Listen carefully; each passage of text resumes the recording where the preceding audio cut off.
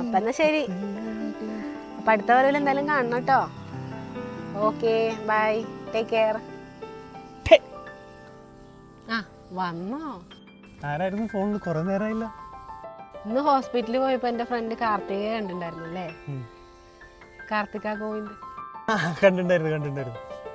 ഒക്കെ ഏട്ടനെ ഭയങ്കര ഇഷ്ടായിരിക്കണോ?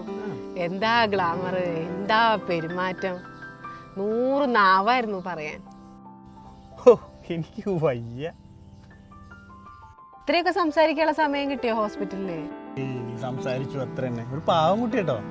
അവളുടെ ഭർത്താവ് ഗോവിന്ദനെ സ്വന്തം കമ്പനിയാ, എല്ലാവരും ദുബായിലാ. ഭയങ്കര കാശാ, കോടീശ്വരന്മാരാണ് കോടീശ്വരന്മാര്. എന്ത് കോടീശ്വരൻ? ചാടത്തേണ്ടി എന്ന് വെച്ചാ പരചാടത്തേണ്ടി. അത് മാത്രല്ല, അവർ ഗോവിന്ദല്ലേ. രജിസ്റ്റർ നോക്കിയപ്പോ അതിലേ ഗോവിന്ദൻകുട്ടി പി. ശരിക്കുള്ള പേര് ഗോവിന്ദൻകുട്ടി പി. ഹോസ്പിറ്റലായി പോയി ചിരിക്കാൻ പറ്റുമോ? ചാടയൊന്നുമില്ല, ആളൊരു പാവാ. എന്ത് പാവം? ഞാൻ നിന്റെ കൂട്ടുകാരുടെ ഭർത്താവല്ലേന്ന് ചോദിച്ചിട്ട് മര്യാദക്ക് നമ്മൾ ചോദിക്കില്ലേ ഹോസ്പിറ്റലിൽ എന്തിനാ വന്ന്, എന്താ അസുഖം എന്ന് ചോദിക്കില്ലേ? പിന്നെ അങ്ങോട്ട് തള്ളി മറിച്ചായത്. തള്ളോ? എന്ത് തള്ളു? അതല്ലേ തമാശ. ഇയാൾക്ക് അലർജിയാണ് അത്ര. Allergy, flight allergy. അതായത് വിമാനത്തിൽ കയറി കഴിഞ്ഞാൽ ഇയാൾക്ക് എന്തോ അലർജി വരും, അതാണ്. പക്ഷെ ബിസിനസ്സുകാരനായി ജനിച്ചു പോയില്ലേ, UK പോണ്ടി വരും, അമേരിക്കയിൽ പോണ്ടി വരും. എന്തൊരു തള്ളാണ് ആ മനുഷ്യൻ. പക്ഷെ ആ കുട്ടി പാവട്ടോ. തള്ളിയതൊന്നല്ല, ഇതൊക്കെ സത്യാണ്.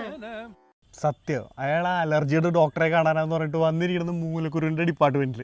അത് നമ്മളെ ജോർജ് സാറിനെ കാണാൻ, എന്റെ തൊട്ടടുത്ത്. ഞാനൊന്ന് പറയട്ടെ? വേണ്ട, വെറുതെ ന്യായീകരിക്കല്ലേ. മൂലക്കുരു എന്ന് പറയാൻ എന്താ ഇത്ര നാണക്കേട്? അയ്യേ, പക്ഷെ ആ കുട്ടി പാവാട്ടോ. ഞാനൊന്ന് പറയണ കേൾക്കൂ? നീ ഒന്നും പറയണ്ട, എനിക്കറിയാം എവിടെയാ എന്താ ചെയ്യേണ്ടതെന്നൊക്കെ. എന്ത് ചെയ്തു പറയണേ? എന്റെ ടോക്കൺ 2000 അവരുടെ 7. ഞാൻ ആ നേഴ്സിനോട് പറഞ്ഞിട്ട് എന്റെ 2 അങ്ങോട്ട് കൊടുത്തു, അവരുടെ 7 ഇങ്ങോട്ട് വാങ്ങിച്ചു.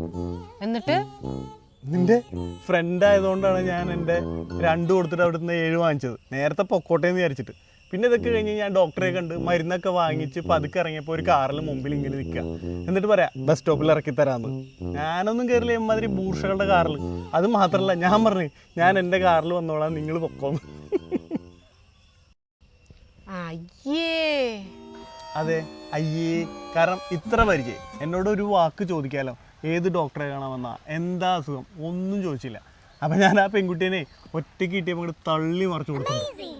എന്താ തള്ളി മറിച്ചേ? ഞാൻ ഈ ഹോസ്പിറ്റലിൽ ഇടയ്ക്കിടയ്ക്ക് വരാറുണ്ടെന്നും ഈ ജോർജ് ഡോക്ടർ ഞാനും കളിക്കൂട്ടുകാരാന്നും ഇപ്പം കാറ് സർവീസിന് ഇട്ടിട്ട് സമയം പോവാൻ എന്താ ചെയ്യണമെന്ന് ആലോചിച്ചപ്പോൾ എന്നാൽ കുറച്ചു നേരം അവനോട് വർത്തമാനം പറഞ്ഞിരിക്കാന്ന് പറഞ്ഞാൽ അങ്ങനെയൊക്കെ വന്നാന്നൊക്കെ പറഞ്ഞിട്ട് എന്തൊക്കെയോ തള്ളി മറിച്ചു കൊടുത്തിട്ട്. അയ്യോ, അപ്പൊ അങ്ങനെയൊക്കെയാണോ പറഞ്ഞേ? എന്തേ? ഇനി ഞാൻ പറയണതൊന്ന് കേൾക്കുവോ? പറയ്. ഈ ജോർജ് ഡോക്ടറുടെ ഡീറ്റെയിൽസ് കൊടുത്തത് ഞാനാണ്. ഈ ജോർജ് ഡോക്ടർ ഇല്ലേ, മൂലക്കുരു സ്പെഷ്യലിസ്റ്റ് മാത്രമല്ല, അലർജിയുടെ സ്പെഷ്യലിസ്റ്റും കൂടിയാ. ആണോ? നിങ്ങളുടെ മൂലക്കുരു കാണിക്കാൻ മുമ്പ് ഞാൻ എന്നും ആ ബോർഡ് കാണാറുണ്ട്. അങ്ങനെ ഞാനാണ് അവൾക്ക് ആ ഡീറ്റെയിൽസ് ഒക്കെ കൊടുത്തത്. അപ്പം എനിക്ക് മൂലക്കുരുള്ള കാര്യം നീ അവളോട് പറഞ്ഞോ? പറഞ്ഞു.